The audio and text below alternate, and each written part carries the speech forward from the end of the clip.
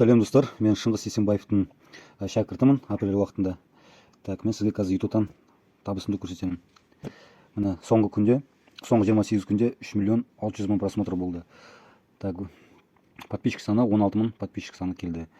Так, қазір сізге міне 48 сағатта 385 мың просмотр жинап жатыр. То есть сағатына 5 мыңдай просмотр келіп жатыр.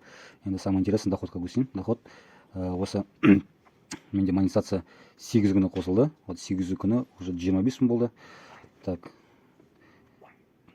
9 күні 148 мың түсті бір күнге. 10 майда 172 мың түсті. 11 майда 268 мың түсті. 12 майда ең көп доход 420 мың түсті бір күнге. 13 майға 335 мың. И 14 майға 215 мың түсті. То есть еще 15 майға обновление болған жоқ. Ну где-то там тоже где-то 120 мен 200 мың шамасындай болады. То есть итого, грубо айтқанда, почти миллион 800, миллион 900